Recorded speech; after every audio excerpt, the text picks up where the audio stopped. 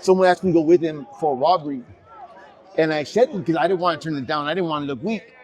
So I went there, and I took Mr. Castillo's life. So I've been in prison 21 years. I was arrested at the age of 21 and sentenced to life without. It all kind of changed when I was in the corporate shoe. I started to reflect on the pain that I caused Mr. Castillo and his family. I realized all the holidays and all the events that they had, they're not there anymore because of me. All right, first and foremost, what's your name and where you from? Hello, my name is Carlos Martinez, and I was born in Almani, California. And how long you been down? So I've been in prison 21 years. I was arrested at the age of 21 and sentenced to life without for the murder of Mr. Castillo.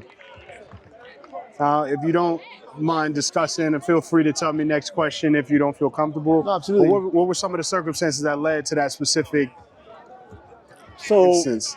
Really, my whole life, I've been trying to prove myself, right?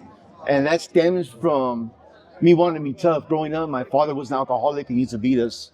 And a little bit into my adolescence, he tried to take his own life. I remember going to the hospital and seeing him laying there, and half his body was destroyed. And I told myself I would never be like him. And from that point forward, I wanted to be tough, and I started acting out. I got in fights in school. I started hanging out with the wrong crowd. And it was that mentality that carried me off into the rest of my life, where I wanted to be tough and be recognized. Now I was kind of afraid of being like my father. I didn't want to be, my last picture of him was him laying in that hospital bed. He was missing an eye, and I was ashamed of that. And so I carried that within me wherever I went. That day, someone asked me to go with him for a robbery, and I accepted because I didn't want to turn it down. I didn't want to look weak. So I went there, and I took Mr. Castillo's life, and he didn't do anything wrong. And it took me a long time to get to this point. I've been in prison, like I said, 21 years, and the whole time I was committing more crimes and contributing to the culture. It all kind of changed when I was in the corporate shoe, and I was sitting in the shoe, and my mom came to visit me.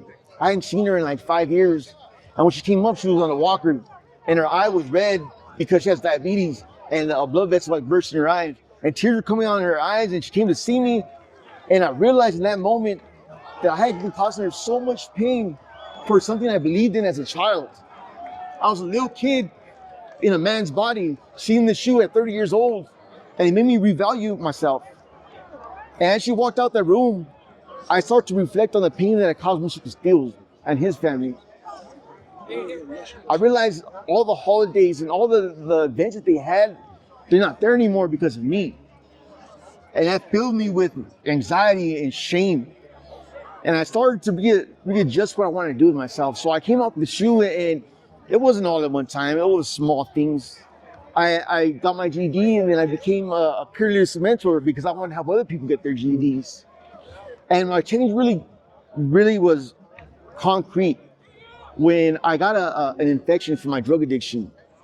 And because of that infection, I lost the ability to move my legs. And I was stuck in the Trin Valley State Hospital. And I was laying in bed, and I couldn't move my legs, and I have tubes sticking out of me everywhere. And I was looking at myself, and I became even more ashamed of what I did to myself. And I was chasing the high, and before I knew it, I was at like the rock bottom of my life. I couldn't move, and it took me almost a year to be able to move my legs again. I would walk up and down the hallway with the nurse. And that shame of having tubes hanging out of me, I couldn't use the restroom on my own.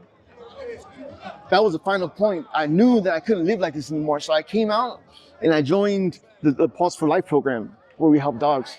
And it's crazy because in the Pause for Life program, a lot of the dogs, they come in and they're aggressive or they're afraid and they act out. And it's because of the trauma that they had. They're snapping at you, they're growling at you because they want to show that they're tough, to walk around real tough, you know? But really, they just want to be loved and be held and be supported, right? And that's why I see a lot of people that are in prison, the way they conduct themselves, they're snapping out when they're growling, they're barking, but it's all behind the trauma that happened in the past. Ever since I joined the Pause for Life program, I really let the change take over. I'm part of the Cal State LA program. I've earned associate's degrees and psychology degrees, but really what I want to do is help other people. I want to take my experience and all the bad choices I made and how people make better choices. And that's what we do with the Peerless Mentor program. That's what we do in the Pulse for Life program. I just joined the next cycle and be in the OMCP program and be a drug counselor. I want to use these experiences and help other people. I recently saw the Menendez brothers on TV, and I saw the change that they did and how it led to their ultimate release. It made me realize that there's still hope. And hope is really something that could inspire you and drive you and give you more passion in life. Right. So that's what I want to lead with hope, not just for myself, but for other people, the young guys that are coming in, and they think, you know what, I'm gonna go in there and do something crazy to let them know that I'm tough. Like, you don't gotta do that anymore. You gotta work on yourself and work on your family, because they're the ones that really matter. 20, 30 years in, they're the only ones that are visiting you still. It's not gonna be your high school friends. They got a family, kids, they're living their own life. You gotta worry about yourself and what's better for you, your family, and really making amends for all the harm that you did to society, being part of gangs and being part of the drug culture, and do everything you've done. Like, you owe a debt and you have to start chipping away and paying back. Absolutely, man. That is beautiful that you found purpose now and giving back Thank you. after all that you've taken.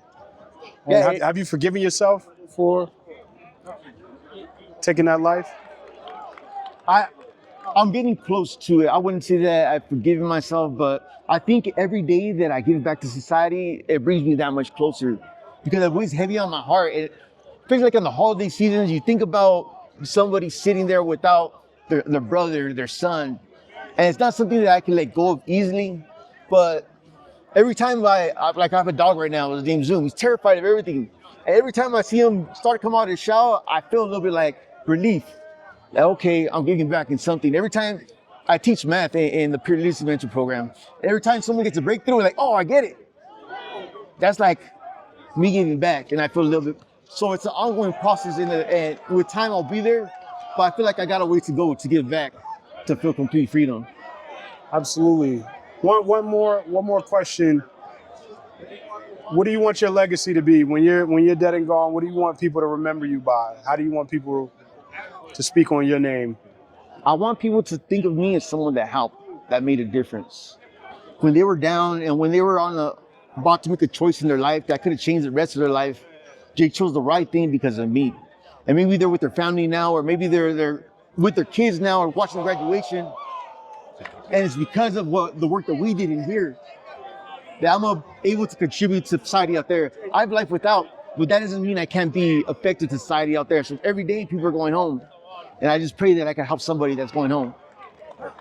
Beautiful, brother. I appreciate you sharing your story, man. Thank you. Thank you so much for being vulnerable and being willing to, speak on your experiences. And I'm sure that this is going to help somebody out there on the other side, man. So thank you so much. I thank you. Have a great day.